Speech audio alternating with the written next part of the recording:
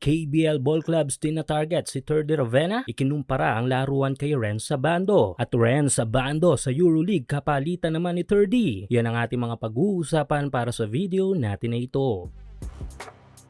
So marahil maraming naghahanap ng update para dito sa ating kababayan sa EuroLeague na si Terdy Ravenna. Since mamaya na ang laban ng All-Star Game ng Japan B-League kung saan ay magtutos ang ilang mga rising stars ng Japan at mga Asian import na more on mga Pinoy bowlers kung saan dating nagli-lead si Terdy ay atin ang mga lamen ng update nito ngayon sa kanyang bagong liga. Yes, nananatiling top team ang bagong EuroLeague team na BC Dubai na team ni Terdy this ongoing season ng ABA League kung saan ay tangan pa rin nila ang magandang record na 12-4 win-loss record. Dahilan kung bakit nasa top number 4 sila sa liga pero still nananatili pa rin ang kalbaryo sa mga minuto ng ilang mga malalaro nito, lalo na ang ating kababayan na si Terdy Ravenna. Kung dati minuto lang ang problema ni Terdy sa Dubai team, ngayon ay mismong game na dahil para sa kalaman nating lahat ay 4 na laro na ng BC Dubai na hindi nakakalaro si Terdy. Ang huling laro nito ay kontra sa team ng Mornar last year kung saan ay naitala nito ang kanyang unang mga puntos sa liga. Wala namang kung anong update ng injury ni Terdy mula sa kanyang team. Kung iisipin ay hindi magandang indikasyon nito para kay kabayan. Kung natatandaan ay nito lang ay nag-part ways na ang Dubai at si Wael Arakji na nakalaro lamang ng 2 games sa team. Pero kung sakali man ay pwede nating isiping good thing pa rin na mag-part ways si Terdy at ang Dubai team na ito kesa patuloy ang pagbangko nila sa game sa ating kababayan. If ever, marami namang mga overseas league ang kukuha kay Terdy after ng Dubai. Sa katunayan nito lang ay may bali-balitang tinatarget nga ito ng isa sa malaking liga ng basketball sa Asia. Ito nga yung KBL ng Korea. Yes, maliban sa billing ng Japan ay isa din sa magandang liga para sa mga Pinoy bowlers ang KBL. Bukod sa magandang salary ay mataas din ang kompetisyon dito with 2 international imports. Halos kapareho din ng B-League. Ayon sa post ng kilalang KBL insider sa former Twitter social media platform ay may ilang mga KBL ball clubs nga daw ang nakatutok dito kay Terdy at posibleng kuhanin ito this off-season ng KBL. Base pa rin sa insider na ito ng KBL ay mala Renz Abando type daw ng malalaro ang balak kuhanin ng ilang mga KBL ball clubs kung kaya't si Terdy ang napili ng mga ito. May pagkakapareho kasi sa game si Abando at Terdy kung saan ay pareho silang may tangan na husay both offense at defense. Parehong may inside at outside offense at pagdating naman sa depensa ay halos pareho silang mahusay tumiming sa mga blocks. Pero ang bagay talaga na masasabi nating merong pareho si Terdy at Abando ay ang mataas na athleticism sa game. Kung sakali man ay magandang balita ito para sa kampo ni Terdy. Tulad nga na sabi ko, sibakin man siya sa EuroLeague team na Dubai ay hindi ito mababakante. In short, pepera pa rin si Terdy. Ongoing pa rin ang up to 6,000 pesos bonus na ipinamimigay ni 1x sa inyong first cash in. Hulaan kung sino ang mananalo sa laro sa PBA, NBA, FIBA o sa kahit anong liga ng basketball sa Asia. At kung tama kay magkakapera ka, kaya i-click lang ang link sa ating comment section at ilagay ang promo code na makikita nyo sa ibaba ng screen.